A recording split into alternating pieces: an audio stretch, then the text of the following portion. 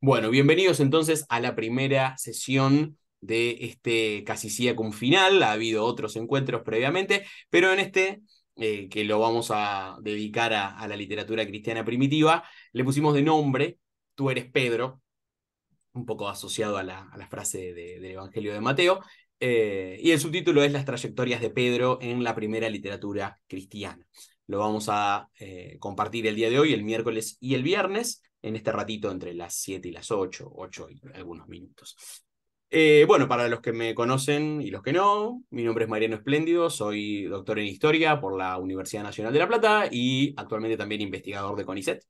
Y me dedico a los primeros siglos del cristianismo. Estoy trabajando ahora en un proyecto sobre el trabajo, que creo que, si mal no recuerdo, fue uno de los primeros seminarios de extensión que di acá en la biblioteca, el trabajo en las primeras comunidades cristianas y un poco la identificación de los oficios también, haciendo un poco un rastreo más sociológico en torno a la inserción de estas primeras comunidades y de individuos particulares, ¿no? Varones y mujeres concretos.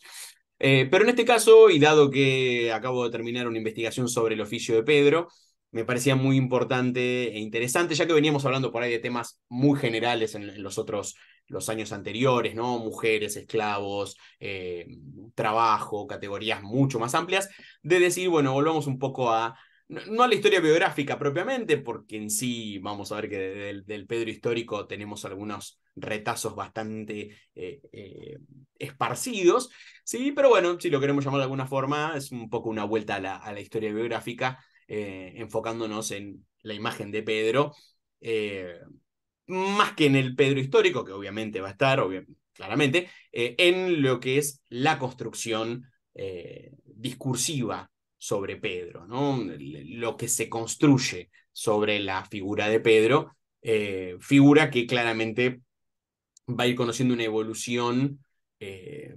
acorde y ajustada a la evolución institucional de las iglesias antiguas. Y digo las iglesias porque vamos a hablar de pluralidad de vertientes cristianas y en todas, en mayor o menor medida, Pedro jugó un rol u ocupó un rol bastante importante. Eh, ya sea, bueno, a través de la exégesis de lo que son los textos evangélicos principalmente, o bien a la elaboración de literatura a él atribuida, ¿no? La literatura petrina propiamente, alguna, digamos, mucha de la cual está en el Nuevo Testamento incluida y otra no, o inclusive a literatura más de corte novelesco, legendario, eh, que, bueno, cumple otros fines totalmente diferentes, no tan dogmáticos, en muchos casos simplemente tiene un objetivo devocional, pero bueno, Pedro, creo que junto con Pablo, ¿no? Representan y resumen muchísimos aspectos principalmente políticos, ¿no? Principalmente organizativos, de lo que fueron las primeras iglesias. Eh, Hay otros personajes que también, ¿no? Podríamos nombrar en este derrotero y en esta construcción, ¿no? En algún momento, sobre todo vamos a ver que a partir del siglo IV, bueno, sobre todo con Eusebio de Cesarea y más adelante incluso con Jerónimo o el mismo Agustín, bueno, la mirada hacia los primeros siglos va a tener un sesgo bastante particular, ¿no? De este mundo cristiano triunfante del siglo IV, y donde, bueno, todo este material se va a compilar y se va a organizar, va a crear una imagen canónica de Pedro, de Pablo, ¿no? De ambos, ¿no? En un conjunto apostólico fundacional que va a estar muy ligado a la comunidad romana. Pero la idea de este breve curso va a ser un poco, bueno, encontrar en las primeras fuentes sobre Pedro, principalmente enfocadas entre el siglo I y el III, que es un poco bueno, el periodo en el que yo me especializo, pero también vamos a ver algunas cosas del siglo IV y algo del V probablemente, en los lineamientos de cómo se lo trata a Pedro. Que además de ser un apóstol, Pedro es muchas cosas más, ¿no? Hace muy poquito, en 2021, una historiadora de, digamos, especializada en cristianismo primitivo, que Judith Perkins editó una compilación que se titula justamente, ¿no? Pedro, apóstol, discípulo, mártir. Bueno, el título es larguísimo porque, bueno, y trata de cubrir todo lo que Pedro representó para el cristianismo primitivo. Muchas de esas imágenes han pervivido en diferentes ramas del cristianismo actual, ¿no? Y la manera de enfocar a Pedro, incluso hoy en día, también varía, ¿no? Entre las iglesias evangélicas, la iglesia católica, las iglesias ortodoxas, etcétera. Así que, bueno, claramente creo que es una temática que valdría mucho la pena después observarla, continuarla en el marco de lo que han sido los derroteros medievales de Pedro principalmente, más que nada en el ámbito de Occidente. Pero bien, sin más preámbulo, vamos a ir tomando, si el power avanza. Bien, bien, lo que vamos a abarcar hoy es la figura de Pedro por un lado, las cartas de Pablo, ahora, bueno, creo que es muy obvio por qué ponemos esto primero, y en los evangelios sinópticos, bueno, considerando obviamente el Evangelio de Lucas como la primera parte de una obra doble, ¿no? Lo que es la doble obra lucana, o sea, Lucas y Hechos. ¿Por qué digo Pablo primero? ¿No? Es una contradicción, ¿no? Claramente, para muchos, porque, bueno, claramente Pablo es nuestra primera fuente dentro de lo que es la literatura cristiana primitiva, ¿no? Antes de Pablo no hay nada, o al menos, bueno, hay suposiciones, hay aproximaciones, hay algunos textos que se editaron posteriormente que tendrían algunos fragmentos o algunas tradiciones que serían contemporáneas de Pablo o anteriores, pero lo cierto es que, ¿no? La primera carta a los tesalonicenses es la que inaugura nuestra información sobre la existencia del cristianismo o de las iglesias como tal. Y estamos hablando de la década del 50, digamos, unos 20 años después de la ejecución de Jesús. Por eso siempre es útil, ¿no? Siempre la primera pregunta que uno se hace cuando trabaja con cristianos primitivos es, bueno, ¿qué dice Pablo de esto? ¿Qué sabe Pablo? ¿Qué no sabe Pablo? ¿Qué suponemos que sabe? Etcétera. ¿Y qué dice Pablo sobre Pedro? Bueno, acá hay cosas muy interesantes y polémicas. Polémica que está muy bien reconocer, identificar, porque claramente a medida que las iglesias se van institucionalizando y se organizan, van a tratar de, podríamos decirlo en un lenguaje bastante burdo, de tapar estas serias disidencias que Pablo manifiesta, ¿no? Con quien fuera, diríamos, ¿no? la mano derecha de Jesús. En la carta a los Gálatas, acá tenemos los versículos, los capítulos y versículos. Voy a tratar de no detenerme en esto, después si quieren lo pueden buscar, y va a quedar el video también grabado para que lo puedan ir chequeando. La primera imagen que nos da Pablo sobre Pedro es bastante negativa porque lo muestra como una persona dudosa y temerosa frente a otras figuras, ¿no? que están dirigiendo la comunidad, pero a la vez, ahora vamos a ver el episodio concreto que nos narra Pablo, reconoce Pablo, ¿no? que Jesús le ordenó a Pedro, ¿no? le encomendó a Pedro la misión de los circuncisos. Tengan en cuenta esta idea, ¿no? Pedro vinculado a la misión a los judíos propiamente. El episodio de Gálatas es un episodio interesante porque tiene que ver con la conformación de una comunidad mixta, ¿no? Tanto de judíos como de gentiles, en la ciudad de Antioquía, en la que Pablo se ha integrado y ha hecho sus primeros pasos dentro del ámbito de la fe, y que ante la visita de Pedro, Pedro reacciona positivamente al hecho de que existe una comunidad donde judíos y gentiles nos referimos principalmente a personas que simpatizaban con el judaísmo, prosélitos, temerosos de Dios, ¿sí? Que han adoptado y han recibido con alegría la fe cristiana. ¿No? Están mezclados y de hecho hasta comparten la mesa. Cuando Pedro empieza a, bueno, interactuar con toda esta gente, siendo que él viene de un ámbito judío bastante observante,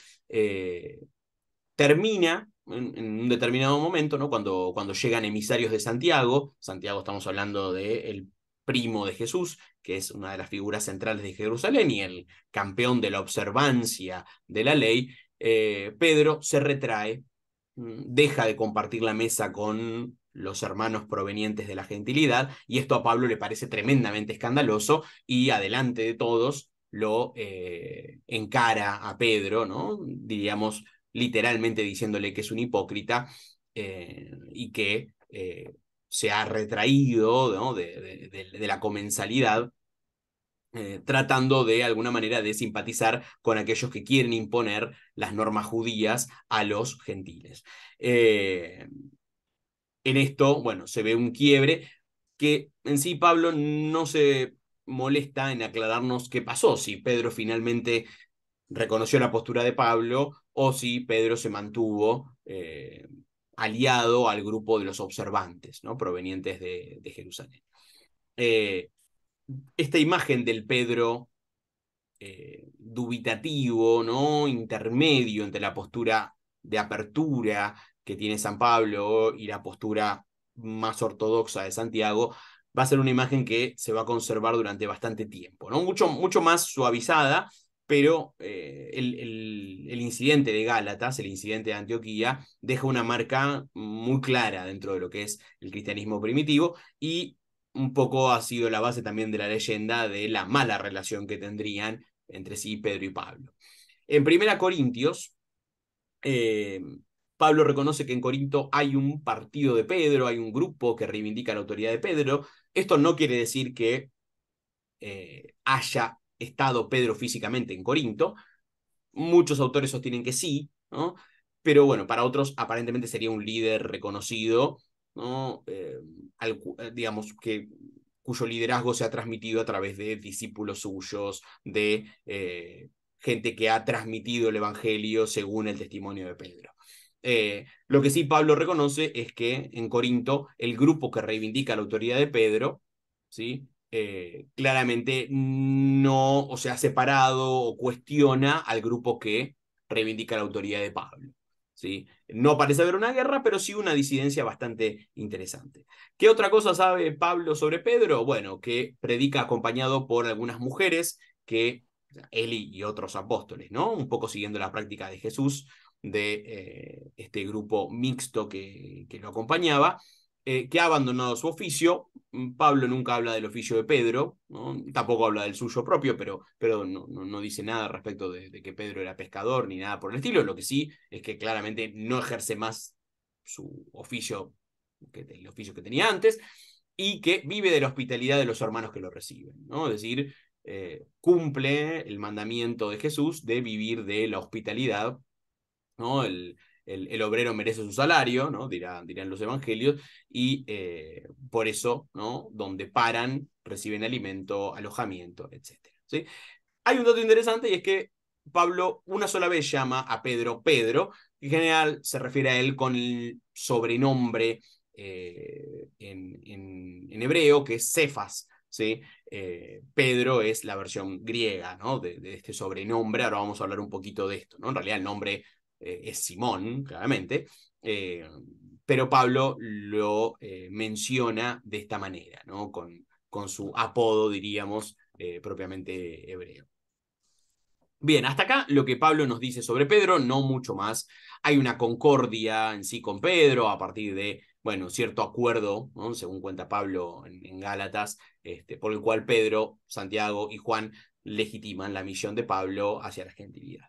Pero es Marcos, ¿no? En este escrito posterior a la Primera Guerra Judía, el que nos presenta una imagen mucho más integral de Pedro como, bueno, la figura por excelencia dentro, y el portavoz, ¿no? Dentro del grupo de seguidores de Jesús. Eh, Marcos va dando diferentes datos. Marcos es un evangelio, si bien ahora está un poco discutida esta teoría, en general muchos autores observan que es un evangelio muy crítico de esta primera generación de creyentes, ¿no? Y de ahí que le interese tanto mostrar su fracaso, ¿no? Y el fracaso de esta generación, de alguna manera, se resume en el fracaso de Pedro, finalmente, ¿no? En el relato de la pasión. Valga la redundancia, ¿no? También es raro que Pablo, siendo tan reticente, ¿no? Y tan crítico de la autoridad de Pedro, nunca haga mención, por ejemplo, al episodio de las negaciones. Esto ha llevado a que varios académicos duden de la historicidad de las negaciones de Pedro. No me parece que sea una teoría muy sostenible, ¿no? Pero Pablo, por ejemplo, no usa ese argumento, ¿no? Sí menciona muy poco del carácter, de los aspectos biográficos de Pedro. En Marcos tenemos que Jesús le impone el nombre de Pedro en el capítulo 3, ¿sí? Aunque en general lo denomina Simón, ¿no? Está en el círculo de confianza de Jesús, y además de eso hay una clara memoria, ¿sí? Y acá por ahí recurrimos a un aspecto que puede ser rastreado en estas primeras generaciones cristianas, que tiene que ver con la casa de Pedro, ¿no? Que muy probablemente no tenga nada que ver con la casa de Pedro que uno puede visitar cuando va a Cafarnaúm, a Tierra Santa, pero la casa de Pedro se transforma para Marcos, y también un poco para el resto de los sinópticos, pero está mucho más representada en Marcos, como el punto de prédica reconocido, ¿no? El lugar de alojamiento de Jesús y de este primer grupo. Por ende, un poco esa radicalidad del abandono absoluto, ¿no? Queda como en duda, ¿no? Del abandono absoluto de la casa, de la familia, porque en sí, bueno, parece que la casa de Pedro habría sido la sede, ¿no? Durante gran parte del ministerio de Jesús. La figura de Pedro tiene ambigüedades, ¿sí? Por esto mismo que yo les decía, de que se tiende a ver a Marcos como un evangelio bastante pesimista en cuanto a la relación de Jesús con sus discípulos, sobre todo los más cercanos, y también es un evangelio bastante pesimista en cuanto a la presentación de Jesús mismo, ¿no? Un Jesús absolutamente incomprendido, absolutamente en tensión, ¿no? El Jesús que es por excelencia el siervo sufriente. En sí, tanto Pedro como los demás fracasan en la comprensión mesiánica del maestro y terminan huyendo, ¿no? Una huida vergonzosa a la cual le seguiría, ¿no? Marcos tiene un final muy abrupto, ahora vamos a ver, una supuesta reivindicación. ¿Y en qué viene esto justamente? ¿No? Vamos a ver algunos episodios interesantes. El llamado de Pedro en Marcos es, diríamos, lo más parecido a una especie de apotegma biográfico, podríamos decir, ¿no? Un poco basado en las llamadas de los profetas del Antiguo Testamento. Si uno lee el libro de los Reyes, la llamada de Elías a Eliseo, algo muy parecido, ¿no? Jesús bordea el mar, ve a dos hermanos arrojando las redes. Acá hay un montón de especulaciones de, no, en realidad los pescadores pescan de noche, porque Jesús encuentra a esta gente trabajando a la mañana. Bueno, debemos entender, como después desarrollará Lucas, que muy bien no les iba, ¿no? El oficio de la pesca es un oficio lucrativo en cierto punto, ¿no? Muy malo, digamos, en lo que es su percepción social, ¿no? El pescador no es una persona digamos, de buena consideración. Hay alguna serie de vicios que se le achacan y de prácticas no muy festejadas, ¿sí? Sí, el pescado es un bien muy preciado, ¿no? Digamos, muy asociado a determinados sectores sociales, su consumo es de prestigio, pero la figura del pescador, bueno, tiene bastante mala fama, ¿no? Simplemente Jesús les dice, ¿no? Vengan conmigo, los haré llegar a ser pescadores de hombres. Ellos dejan todo y lo siguen, ¿no? Y un poco lo mismo pasa con los hijos de Zebedeo posteriormente, que parecen estar en una situación absolutamente diferente porque ya no están trabajando, no están arreglando las redes y están con su padre, ¿no? Y algunos jornaleros que trabajan con ellos. Bien, simplemente esto, no hay mucho más dato en Marcos respecto de, diríamos, la etapa preapostólica de Pedro. Sí, luego se intercala, bueno, la aparición de su casa, ¿no? Con su suegra enferma, por ende, si tiene suegra, claramente está casado. No se habla de hijos ni nada, pero sí de su casa como un punto de milagros, ¿no? Y de curaciones en varios pasajes. De hecho, pobre, en un momento le vuelan el techo de la casa para que entre un paralítico. Episodio que, bueno, bastante, tiene incluso su costado medio irónico, pero que siguen marcando, ¿no? la memoria en torno a la casa de Pedro, que inclusive después el mismo Eusebio y otros de los primeros historiadores, incluso en las peregrinaciones de Egeria, aparece la casa de Pedro ya en una memoria muy, muy temprana de lo que es la Tierra Santa, ¿no? El caso del nombre, ¿no? Marcos establece, ¿no? Quizás un poco siguiendo algunas pautas muy propias del comportamiento de Yahvé en el Antiguo Testamento, ¿no? Que le cambia el nombre a sus emisarios.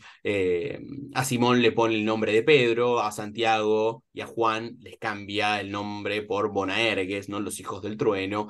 Tienen mucho significado estos nombres, no vamos a detener. La idea de Pedro también ha sido muy discutida, ¿no? Si la realidad es esta, ¿no? De que Jesús le puso el sobrenombre por alguna razón muy particular, su testarudez, hay muchas hipótesis, ¿no? Si es Pedro por su testarudez, si es Pedro en el sentido de piedra preciosa, de la piedra que los constructores desecharon, la piedra angular, bueno, o si en realidad Simón venía con este apodo ya desde su juventud, como parece darnos a entender alguno de los otros evangelistas, ¿sí?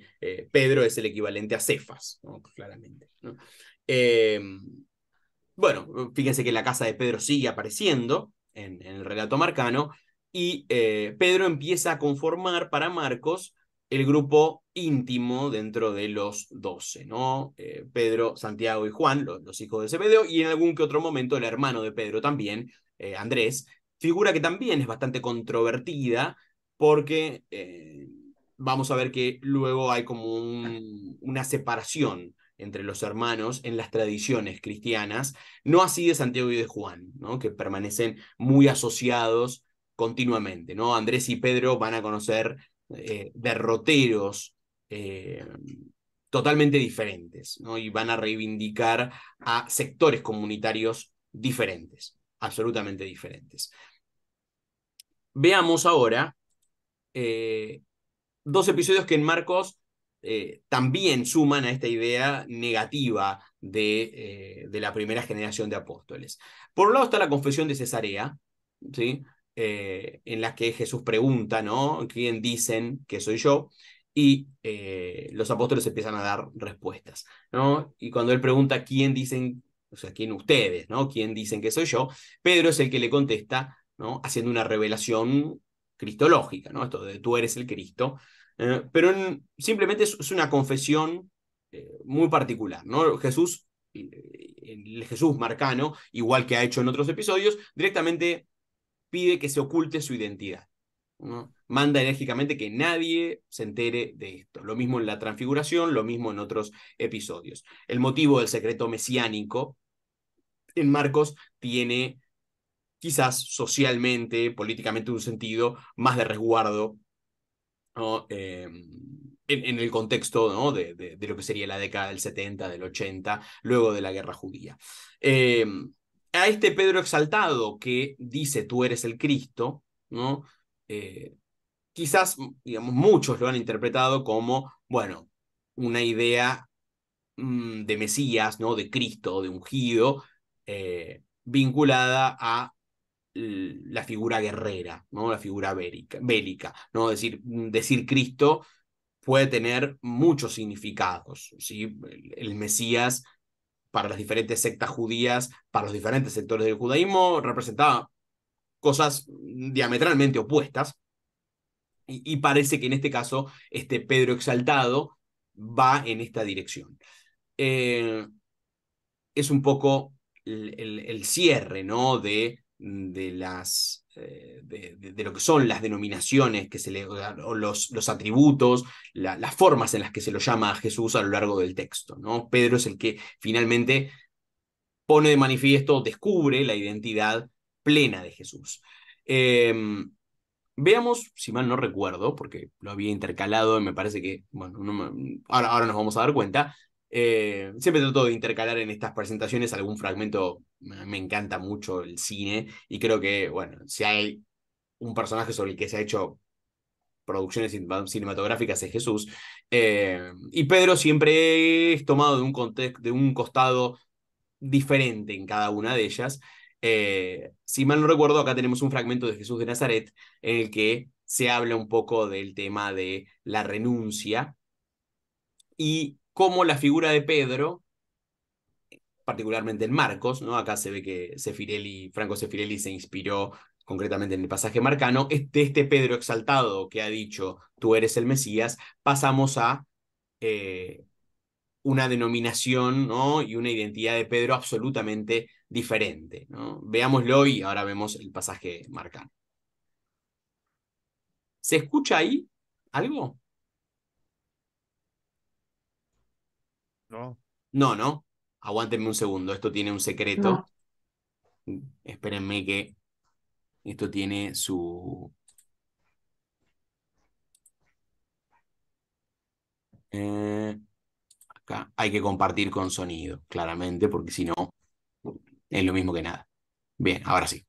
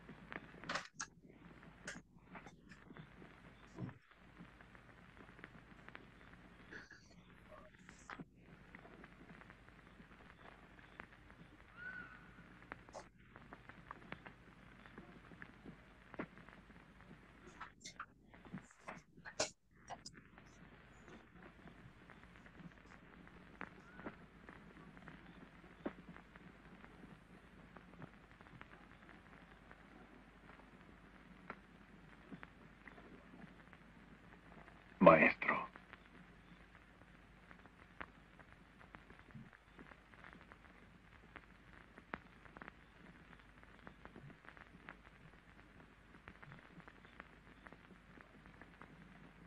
maestro, dijiste que irías a Jerusalén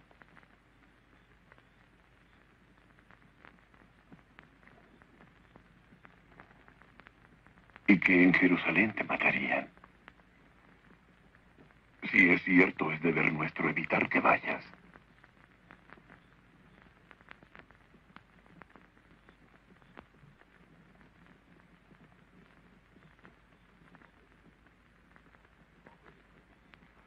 No debes permitir que eso pase.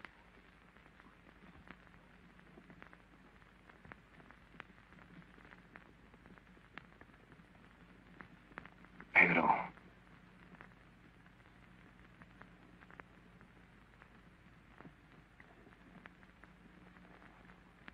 estás pensando como los hombres, no como piensa Dios. El diablo está hablando a través de ti.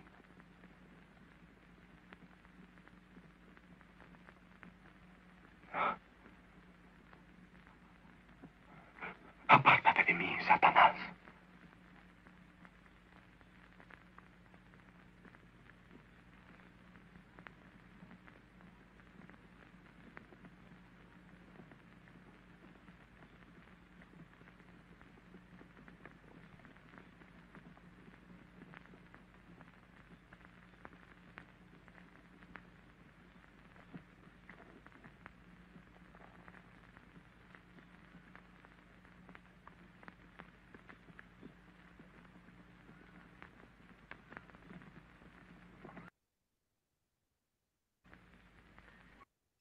Bueno, qué bárbaro Robert Powell y el que hace de Pedro, un tremendo actor italoamericano, James Farentino.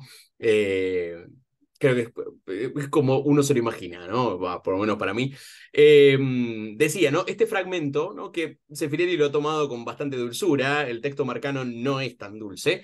Eh, Jesús directamente, cuando Pedro, después de confesarlo como Cristo, le insinúa que no vaya a Jerusalén y que no, obviamente, no cumpla su sacrificio, Jesús se vuelve, ¿no? Y lo reprende diciéndole, ve detrás de mí, Satanás. Tus pensamientos no son los de Dios, sino los de los hombres.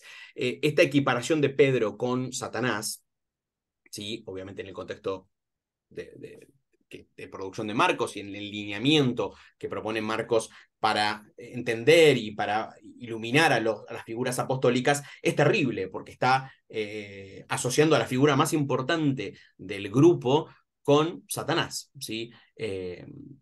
Hay todo un tema en los sinópticos, ¿no? El diablo está presente en el ministerio de Jesús, en los posesos, de hecho habla con Jesús a través de los posesos. Esto sería una cuasi posesión de Pedro, ¿no? Vamos a ver que esto cambia en Lucas y en Juan posteriormente, pero Mateo y Marcos mantienen esta idea, ¿no? Este Pedro tentador, ¿no? Este Pedro a través del cual habla Satanás, eh, reprendiendo al mismo Jesús, ¿sí? Es un poco así como ha quedado, ¿no? Su exaltación, que ha descubierto la identidad mesiánica, por otro lado, trata de, diríamos, boicotear el proyecto mesiánico y por ende, este es el límite de la incomprensión del Pedro de Marcos, ¿sí? Y por eso digamos, la forma en la que Jesús lo trata, ¿no? Llamándolo directamente Satanás, ¿no? El tentador. En el episodio de la transfiguración, vuelve a aparecer la incomprensión de Pedro. Sobre la transfiguración también hay muchas especulaciones dentro de lo que es digamos, la exégesis. Para muchos es un episodio pospascual trasladado al periodo anterior a la pasión, ¿no? Una especie de manifestación de Jesús resucitado a Pedro. Bueno, esto cumple otro rol teológico totalmente diferente, pero en última instancia el rol de Pedro en la transfiguración siempre es de absoluta incomprensión, ¿no? Cuando él ve a Jesús hablando con Elías y Moisés, directamente no le sale nada más que decir, bueno, hagamos una tienda, quedémonos acá. Para muchos autores de la patrística, quedémonos acá, no sigamos más, la transfiguración se da en la subida de Jesús a Jerusalén, sería un nuevo intento por también retener, ¿no? Por no cumplir el proyecto, ¿no? de ejecución, muerte y resurrección, en el cual, bueno, del cual Jesús está hablando con Elías y con Moisés. Hay muchas formas de entender esta incomprensión petrina. En el momento final, ¿no? de Marcos, ¿sí? Hay una cierta reivindicación de Pedro, ¿no? Afirma la decisión apostólica de seguir a Jesús, ¿no? Esto lo hemos dejado todo, te hemos seguido, frente al abandono de otros seguidores. Es testigo de la higuera seca, ¿no? Del momento, ¿no? Digamos, una especie de preanuncio de la caducidad del pueblo. Y sobre todo del pequeño apocalipsis, ¿no? que encontramos en el capítulo 13, que solamente se le revela a Pedro, a su hermano y a los hijos de Zebedeo. La negación de Pedro es, ¿sí? Anticipada, ¿no? por Jesús durante lo que es la última cena, asociada a la idea del escándalo, ¿no? Pedro insiste, ¿sí? y nuevamente fracasa, ¿no? Esta idea de ir adelante, ir atrás, ¿sí? Cuando Jesús dice, iré delante de ustedes a Galilea, ¿no? Le ha dicho a Pedro, ve detrás de mí, Satanás, ¿sí? No hay un consuelo de Pedro, como vamos a ver que hay en otros evangelistas. Directamente el Jesús marcano es tajante en sus decisiones. No hay ninguna manera bueno, de cómo va a pasar en Lucas, por ejemplo, ¿no? De decir, bueno, esto va a pasar, pero vos no te preocupes, que no, el Jesús marcano es seco en ese aspecto, ¿no? Y acá tenemos, bueno, vamos a verlo también dentro de lo que es la producción de Jesús de Nazaret, la forma en la que son presentadas estas negaciones, ¿no? Que también van a conocer un desarrollo en los próximos evangelistas bastante interesante, ¿no? El Pedro marcano, este Pedro fracasado, exaltado, asociado a la figura satánica, y que finalmente, ¿no? Termina fracasando, ¿no? Y saliendo de escena absolutamente derrotado.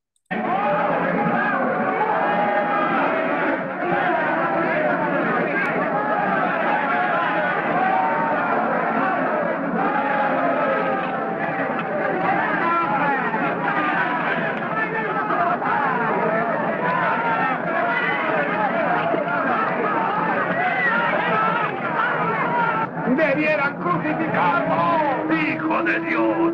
¡Lamadadlo! ¡Lapiémoslo! ¡Sí! ¿Qué ha pasado con él? Lo van a enviar ante Poncio Pilato. Ah, sabremos cuál será su fin. Un momento.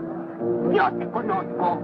Tú estabas con ese Jesús. No. Eras uno de sus seguidores. No lo conozco. ¡Claro que sí! Yo lo conozco. Es uno de sus seguidores. Sí, no. Es verdad. Es cierto. Yo lo vi. No, arrestado. No. Os digo que no lo conozco. No lo niego. Que no escape. ¿Qué está ocurriendo aquí? Es amigo de Jesús. Su discípulo. Que no escape. Por favor. Es un error. Yo no conozco a ese Jesús que ellos mencionan, ni he oído hablar de él. ¡Vete! A ver, sí, ahí está, perfecto. Ahí está. Bien. Bueno, las negaciones en sí, ¿no? Como les contaba hace un momento, tienen bastante material para cortar, ¿sí?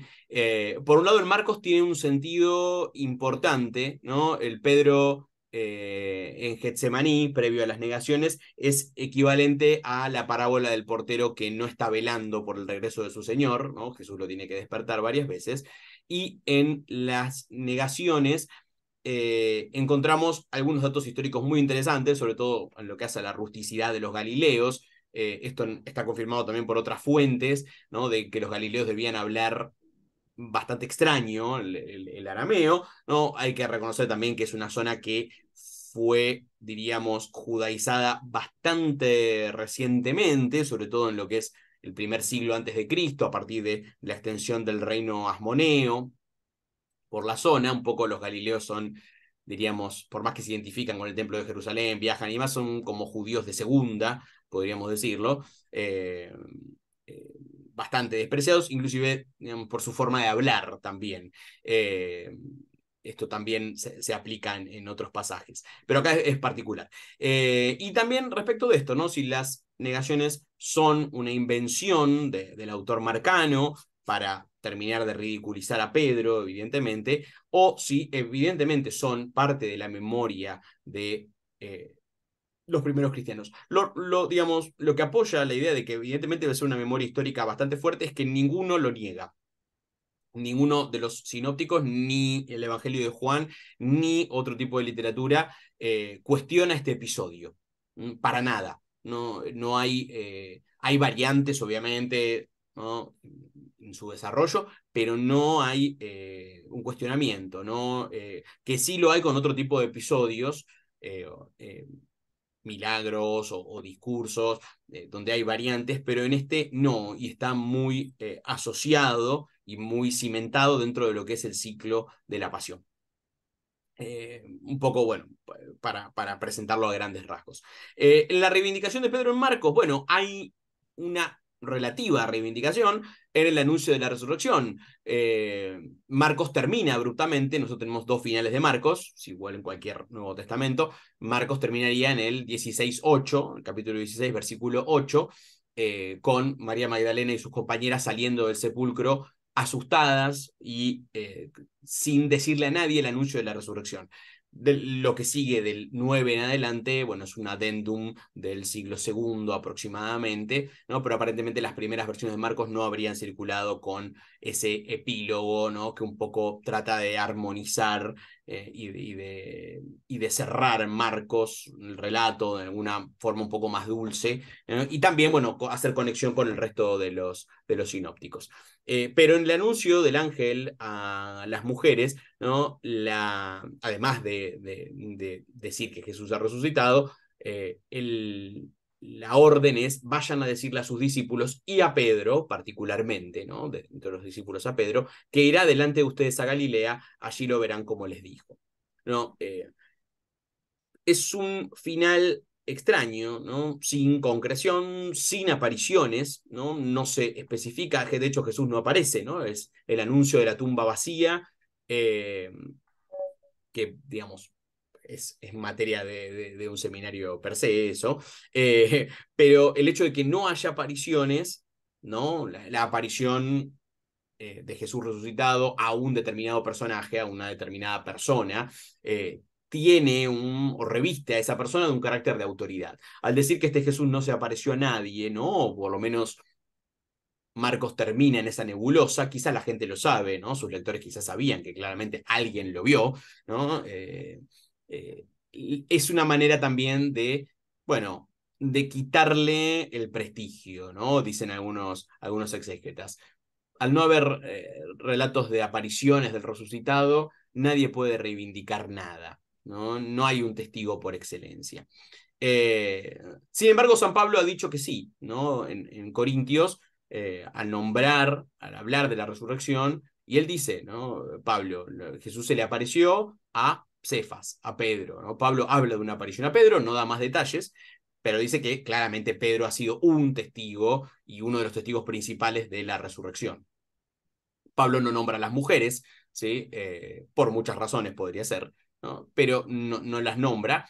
Y esto nos lleva a pensar que en el caso de Marcos, ¿no? El fracaso de Pedro es contrabalanceado con su inclusión en el anuncio pascual. ¿Sí? Si hay alguien que se tiene que enterar de esto, claramente es Pedro, ¿sí? Pero Pedro va después de los discípulos, ¿sí? Su testimonio va en segundo lugar, ¿no? La comunidad, que serían los discípulos, está en primer plano. Ahora, en Mateo no hay una gran variedad, hay algunos episodios muy específicos que ahora vamos a ver, ¿no?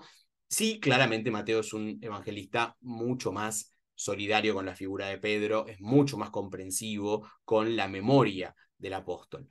Tiene una impronta judeocristiana mucho mayor, eso podría explicar, ¿no? Esa simpatía por Pedro, y aparentemente su público es un público que está en esta transición entre la observancia y la apertura a la gentilidad. Claramente Mateo leyó a Marcos, recupera las tradiciones marcanas, pero tiene 13 episodios petrinos que son exclusivamente de Mateo, ¿no? Que no los tenemos en Marcos y que tampoco van a estar en Lucas, o sea que por ende no pueden provenir de la fuente Q, que sería un poco la fuente de material común entre Mateo y Lucas, que abrevan en tradiciones propias y que de hecho no se han continuado en ningún otro texto. Por un lado, Pedro caminando sobre las aguas con Jesús, la confesión mesiánica de Pedro, ¿sí? Mucho más extendida que en Marcos, ¿sí? Con una especie de, bueno, de reconocimiento del liderazgo. Y por otro lado, un episodio también menor, que es el pago del impuesto al templo en el capítulo 17. Bueno, la llamada en Mateo no tiene nada de particular, ¿no? Es igual que en Marcos, salvo algunos detalles mínimos referente a los zebedeos que no vienen al caso. Y luego también tenemos la aparición de su casa como lugar de reunión. Mateo es el que nos da a dudar de si el nombre de Pedro, el sobrenombre de Pedro, no sería algo que ya le venía de antes de conocer a Jesús, ¿no? Porque cuando se nombra a los 12, en el capítulo 10, el autor dice Simón llamado Pedro, ¿no? Y esto va mucho antes de la imposición del nombre o la reivindicación del nombre que hace Jesús en el capítulo 16. Y el episodio del caminar sobre las aguas, de alguna manera, bueno, trata de recuperar esta exaltación petrina, que parece también ser una parte integral, así como lo habíamos visto en la proclamación mesiánica, en este Pedro insistente en la última cena, en que él no va a negar, que él no va a abandonar. En el caso de la caminata sobre las aguas, este Pedro que, bueno, le pide a Jesús, ¿no?, que si es él el que viene caminando y no un fantasma, le permita ir caminando también hacia él, ¿no? Y Pedro lo hace hasta que comienza a hundirse y se muestra nuevamente su fragilidad. Tiene mucho sentido esto en cuanto a que los evangelios, además de un relato histórico cargado de aspectos teológicos, tengan o iluminen a través de la figura de Pedro realidades cotidianas de los lectores, ¿sí? Y claramente Pedro es el resumen, ¿no?, de lo que es la vida de un creyente estándar, diríamos, con sus fracasos continuos. Acá tenemos una producción mucho más reciente, el episodio de Pedro y Jesús caminando sobre el agua.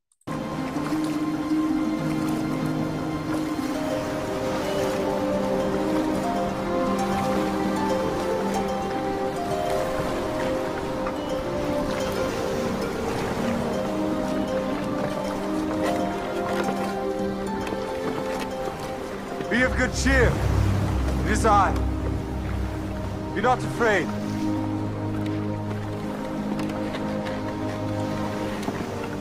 Lord, if it be thou, bid me come unto thee on the water. Come.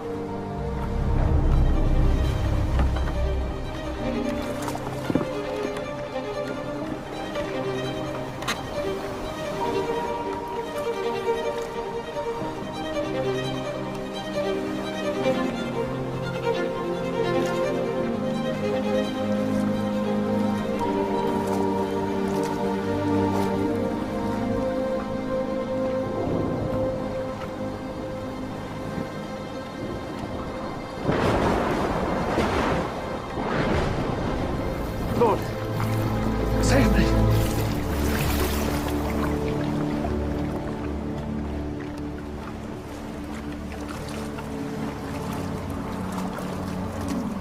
O thou of little faith, wherefore didst thou doubt?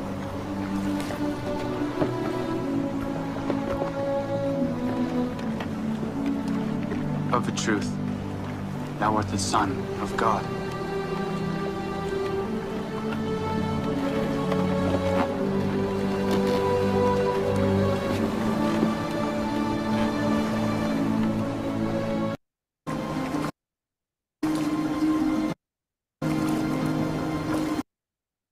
Bueno, un poco mezclando episodios, es una producción mucho más reciente, ¿no? Y bueno, claramente mucho más cargada de contenido religioso, pero también, bueno, resume esta idea mateana, ¿no?, de una búsqueda de un Pedro muchísimo más cercano, ¿sí?, mucho más arrojado, ¿no? No va a ser la primera vez que Pedro baje de una barca, lo vamos a ver también en otros sinópticos, pero sí hay un episodio que es el corazón de la perspectiva mucho más positiva de Mateo en cuanto a Pedro, es la confesión mesiánica de Cesarea de Filipo. Por un lado, bueno, que ocurra en Cesarea de Filipo la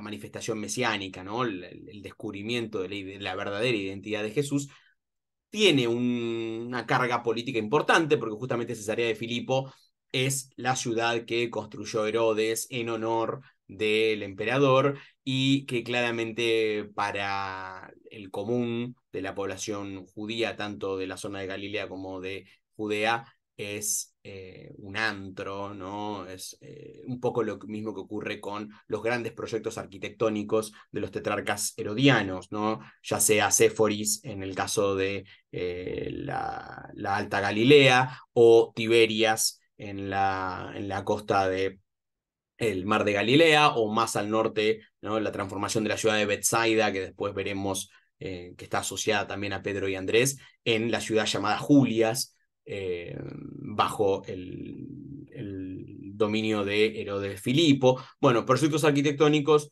que, si bien no son resistidos y tienen un objetivo también más asociado a, no tan, sí, aspectos económicos, la explotación de determinadas industrias, ¿no? Sobre todo lo que es ciudades en la costa del Mar de Galilea, dinamizar la industria pesquera y demás, también transformarse en postas para los correos imperiales, hay rutas establecidas de circulación. Lo cierto es que Cesarea de Filipo es un lugar en el que Jesús nunca entra, ¿no? Al menos los evangelistas nunca lo presentan en este ámbito urbano, tampoco lo presentan en Séforis, tampoco lo presentan en Tiberias. En esta región, ¿no? Estando cercanos, viene la pregunta, ¿no? ¿Quién sos, ¿no? El Cristo, el Hijo del Dios viviente, dice Pedro. Y a diferencia de Marcos, ¿no? Donde el Jesús marcano pide guardar silencio, en Mateo Jesús felicita a Pedro, ¿no? Dice, ¿no? Bienaventurado eres, Simón, hijo de Jonás. También aparece esta idea, ¿no? De quién es hijo Pedro. Bueno, Jonás es un personaje muy... es uno de los pocos profetas que viene de la zona de Galilea, ¿no? También hay que ver, ¿no? Si en este Jonás hay un dato histórico o estamos hablando de, bueno, de este Pedro que viene de Galilea y, bueno, se lo pone como hijo de uno de los profetas que anunció. Y también el hecho de la inspiración del Espíritu, ¿no? Esto no te lo reveló ni la carne ni la sangre, ¿no? Sino el Padre. Y la presencia de esta confesión, ¿no? También, ¿no? Tú eres Pedro, sobre esta roca edificaré mi iglesia. Y el discurso eclesial detrás del testimonio petrino, ¿no? Las llaves del reino, bueno, aquí se desprenden un montón de otros aspectos, y luego sí el mandamiento de silencio.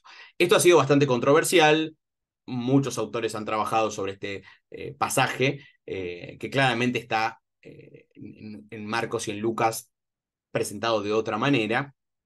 El concepto de iglesia en Mateo es bastante importante, en una comunidad que está saliendo de la sinagoga y que está, en muchos casos, no rompiendo, pero sí viéndose progresivamente marginada, que aparezca esta denominación organizativa, que es la iglesia, que un título que claramente existe, porque Pablo ya lo ha utilizado.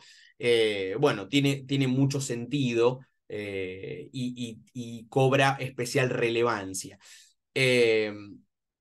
La crítica evangélica, protestante, se ha inclinado, ¿no? por digamos, presentar este único testimonio como insuficiente para hablar de una primacía petrina, y de que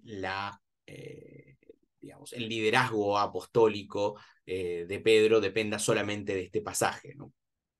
Pero claramente para el cristianismo occidental, principalmente el catolicismo, bueno, la base está acá principalmente, ¿no? En la comisión que se hace en el texto de Mateo. Sin embargo, a esta confesión, Mateo también la vuelve a equilibrar con la denominación de Pedro como Satanás, ¿sí? En el mismo episodio, ¿no? Y el mismo Pedro dubitativo y temeroso en la transfiguración. En el caso del impuesto al templo, ¿sí? También tendría que ver con este aspecto progresivo de separación de la sinagoga de la iglesia, o la conformación de los creyentes en Jesús en un ámbito separado, ¿no? de la sinagoga, que es el impuesto al templo, ¿no? Y que es un episodio también único de Mateo, en el que, bueno, los recaudadores le preguntan a Pedro si Jesús paga los 2 dracmas que se deben como impuesto al templo, y él dice que sí, ¿no? Va y le pregunta a Jesús, Jesús lo ataja antes de que diga nada, le dice, ¿no? ¿Qué te parece? Los reyes de la tierra, ¿de quiénes cobran los tributos o los impuestos? ¿De los hijos o de los extraños? Pedro le respondió, de los extraños, ¿no?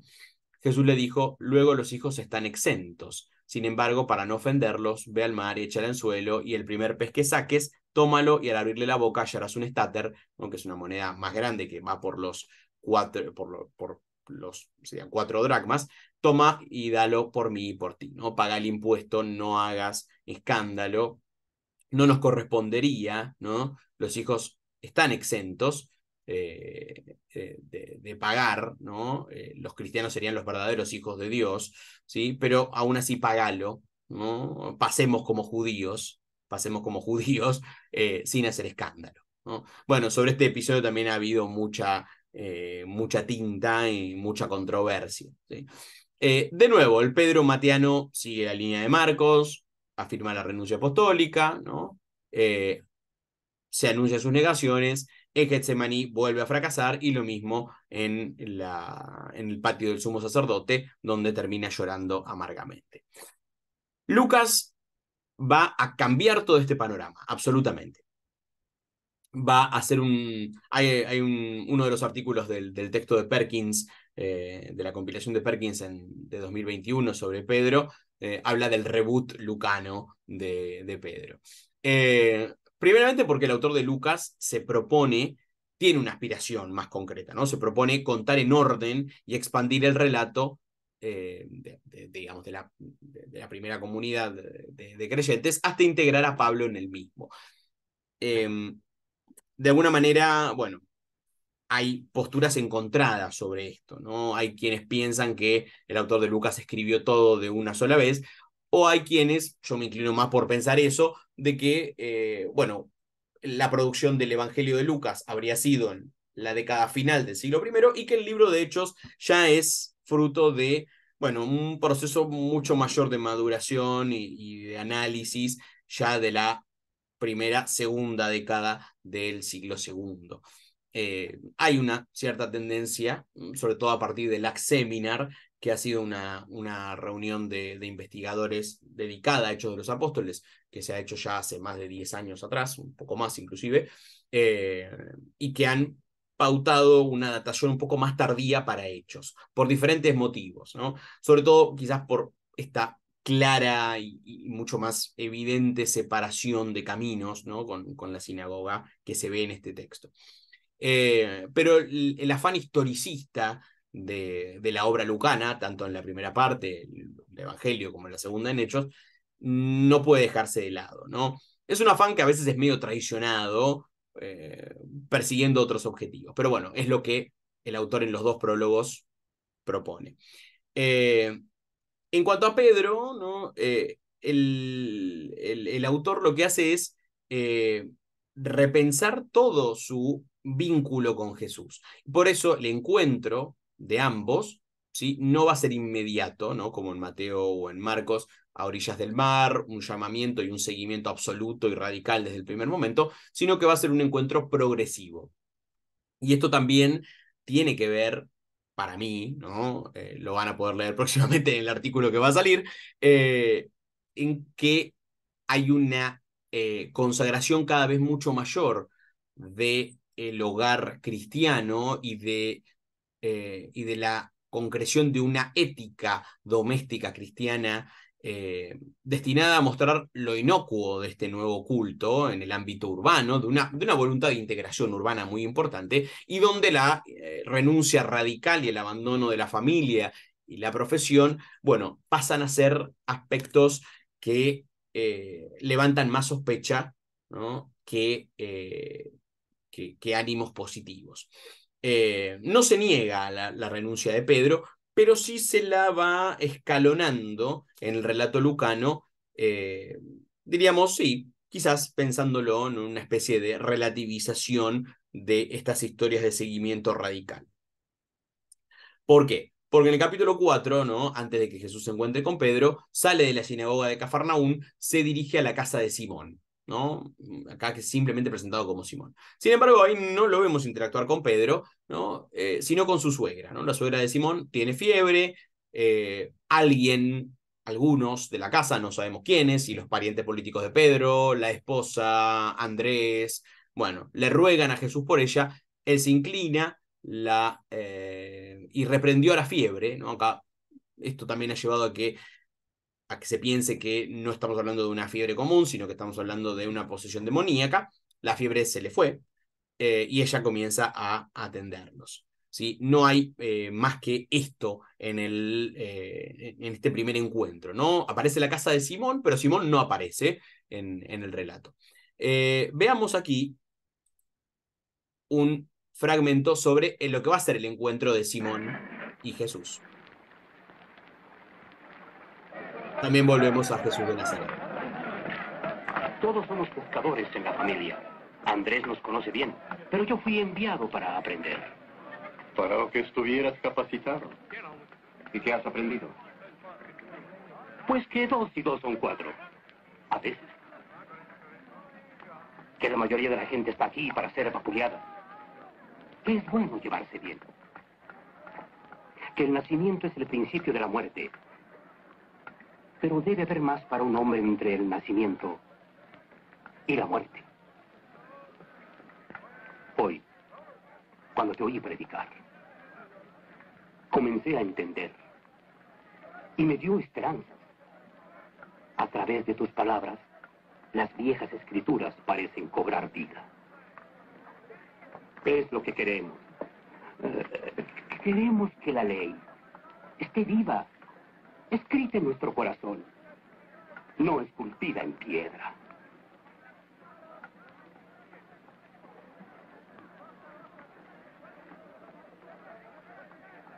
¿Cómo te llamas? Juan, hijo de Zebedeo. Juan. Quédate con nosotros. ¡Atrás! ¡Atrás! ¡A un lado, idiotas! Porque no entendéis lo que se os dice. Ese es Sois mi un hermano, rato de inútiles. Simón Pedro. Y ese es mi hermano, Santiago. Gritando otra vez, enojado como siempre. ¿Qué pasa con vosotros? ¡Sois unos bestias! No hable en serio, es un buen hombre. ¿Qué pasa, hermano? ¿Pescaste poco? ¿Pesqué poco? ¡Nada! Lo único que pescamos hoy en día son los tributos romanos. Mientras estamos fuera sudando, despedazándonos las manos con las redes, el maldito recaudador se lleva la mitad y se lo da a los romanos. ¡Sanguijuelas! Ve, hermano. Ve y di a ese gusano, a ese descarado recaudador de contribuciones, Mateo, que si quiere sacarme más dinero, ponga peces en el lago. Simón, este es el hombre de quien te hablé. El hombre que Juan mencionó. Juan el Bautista. ¿Qué? ¿Otro santo varón? ¿Eres otro de esos que nos dicen que tengamos paciencia? ¿Y nos prometen que llegarán mejores tiempos? ¿Qué me dices ahora? ¿Qué pasará con nuestros hijos? ¿Quién llenará sus barrigas? Hablan y hablan mientras todos morimos de hambre. Encuentra un santo varón que ponga fin a eso. Quizás entonces escucharé. Sal de nuevo. Yo te acompañaré. Acabamos de llegar. Saca esa red del bote. Por favor, Simón, haz lo que dice. ¿Por qué siempre escuchas a esas personas? Cinco solo habla con él, Simón. Por favor.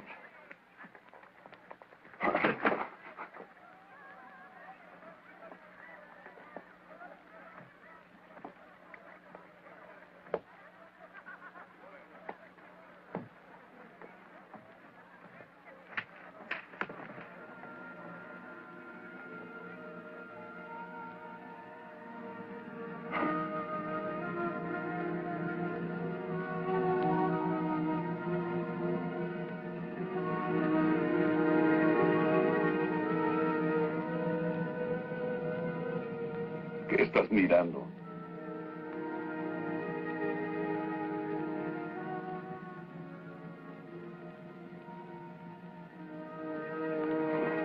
Ven. Puedes predicar a los peces. ¡Soltad la amarra! ¡Salimos de nuevo! Sígueme. Vamos, Jacobo.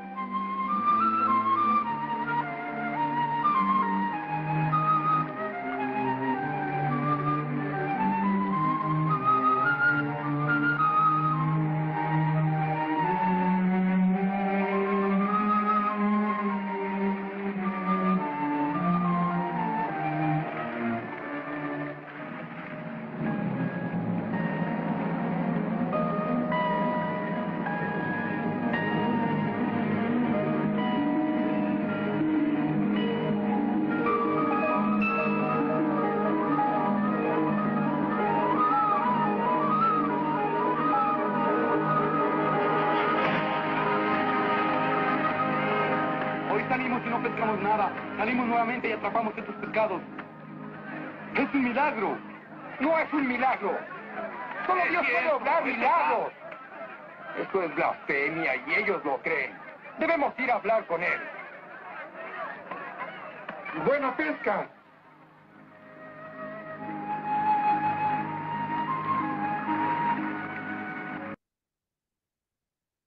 Bueno, es un relato diferente. Bueno, Zeffirelli se tomó alguna que otra licencia, pero fíjense que después de encontrarse con la suegra de Pedro, ¿no? Se va a encontrar con Pedro. Aún así, en Lucas, el relato de la vocación petrina está conformado por 3 microrelatos. Por un lado, una prédica de Jesús en el barco, por otro lado, un milagro, que es la pesca milagrosa, y por otro lado, lo que es la vocación de Pedro.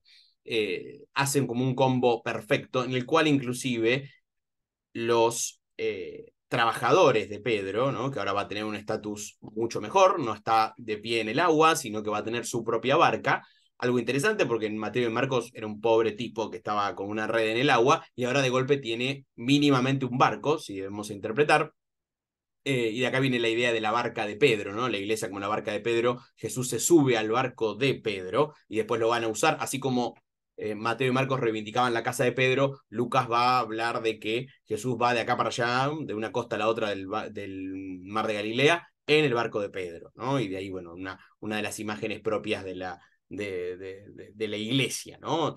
Dice lo siguiente, ¿no? En Lucas 5:1. Estaba él a la orilla del lago de Genesaret y la gente se agolpaba a su alrededor para oír la palabra de Dios. Cuando vio 2 barcas que estaban a orilla del lago, los pescadores habían bajado de ellas y estaban lavando las redes, debemos entender que es de día, ¿no? Subiendo a una de las barcas, que era de Simón, le rogó que se alejara un poco de tierra y sentándose enseñaba desde la barca a la gente.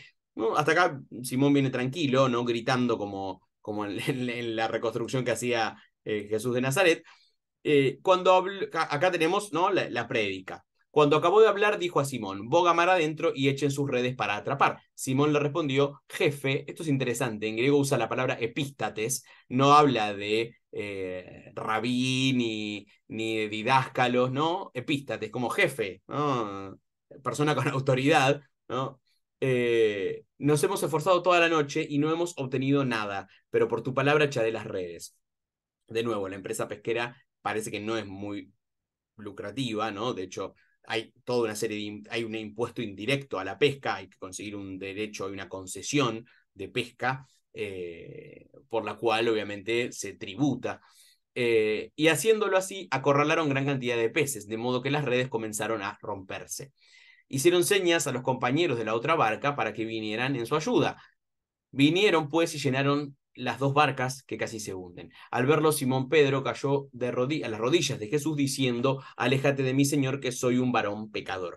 Bueno, esto es algo absolutamente nuevo, ¿no? El milagro y la confesión de Pedro, que se presenta como una especie de suplicante, justamente, y se nombra como varón pecador, Jamartolos Aner. Bueno, pecador en este sentido se tiene que entender principalmente como alguien que no está muy, digamos, que no cumple las prescripciones judías, digamos, ¿no? Pedro, digamos, debe tener una práctica de judaísmo bastante laxa, ¿no? No debe ir a la sinagoga siempre, los niveles de pureza quizás no los mantenga tanto, ¿no? Y digamos, desde ese punto debería entenderse esta idea de pecador, ¿no? Pues el asombro se había apoderado de él y de cuantos con él estaban a causa de la caza de peces que habían logrado. Y lo mismo de Santiago y Juan, hijos de Zebedeo, que eran compañeros de Simón, ¿no? De tener su empresa propia aparte en Mateo y Marcos, ahora son, diríamos, subordinados, socios de esta compañía pesquera que aparentemente encabeza el mismo Pedro, y de la cual Andrés brilla por su ausencia. Zeffirelli lo puso ahí, ¿no? En el encuentro, pero Lucas absolutamente elimina la figura de Andrés. Después va a aparecer en la lista apostólica, sí, ahí no lo puede eliminar, pero Andrés no tiene ninguna participación en todo esto, ¿sí? Polémico, como dije al principio, porque después vamos a ver, la próxima, que Juan, al contrario, el relato de Juan va a poner a Andrés por encima de Pedro, ¿no? En su relación con Jesús, en su llegada a Jesús. Y bueno, los que venimos del ámbito de la historia no nos quedamos contentos con estas ideas, ¿no? Por más que los padres de la iglesia se hayan esforzado en las concordias evangélicas para tratar de hacer que todo encaje, claramente históricamente esto dice algo, ¿no? De por qué Pedro sí y Andrés no, y por qué el otro Andrés por encima de Pedro. Bueno, interesante, lo iremos reconstruyendo en estos encuentros, o a ver por dónde viene la cuestión. Lo cierto es que acá Andrés no está, ¿no? Sí, los zebedeos como subordinados, y la consigna final de Jesús, ¿no? Que diríamos inaugura el discurso misionero, le dice, ¿no? Jesús a Simón, no temas, desde ahora serás cazador de hombres vivos. ¿Sí? Que no es lo mismo que decir ser pescador de hombres, como han dicho Marcos y ha reproducido Mateo, ¿no? Una cosa es pescador de hombres, otra cosa es cazador de hombres vivos. Uno diría cazador de rehenes, ¿no? Tomar hombres vivos es tomar un rehén. Bueno, el vocabulario de la pesca en sí, tanto en lo que son las herramientas como principalmente las herramientas, ¿no? Algunas prácticas tienen mucho que ver o sea, comparte vocabulario con la guerra, ¿no? Comparte vocabulario bélico. De hecho, dentro de lo que es el Antiguo Testamento, la imagen de los pescadores y de la pesca siempre tiene un sentido plenamente de castigo, ¿no? Y está asociado a la invasión, ¿no? Cuando vienen pescadores que tiran la red, ¿no? Contra el pueblo, y el pueblo cae, ¿no? Como caen los peces. Normalmente los profetas, en el discurso profético se habla de, bueno, los pescadores son Babilonia, el imperio asirio, que vienen a arrasar con el reino de Israel. Bueno, es una imagen bastante violenta y con serios ribetes bélicos, pescador de hombres principalmente, pero aquí se ve que el autor de Lucas trata de suavizarlo, ¿no? Porque indefectiblemente, cuando el pescador pesca, mata, o sea, cuando saca el pececito del agua, el pez deja de respirar, ¿no? No hay, y con la red se arrastra todo, ¿no?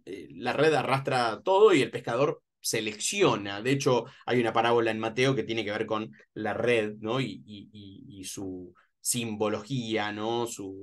Muy fuerte relacionada al juicio final. Por eso esta idea de cazador, a causa de la palabra concretamente cazador, de hombres vivos, ¿no? Trata de suavizar esa idea de la pesca asociada a la muerte. Bueno, llevan a tierra las barcas, dejándolo todo, lo siguieron. Fíjense que han pasado varias cosas antes de que Pedro se vaya con Jesús. El final es el mismo, ¿sí? Pero el autor de Lucas, ya sea que abrevando de una tradición diferente o conscientemente, ¿no? Jalonando con diferentes episodios la renuncia de Pedro, está respondiendo a una realidad absolutamente diferente de comunidad, ¿no? A un enfoque absolutamente distinto.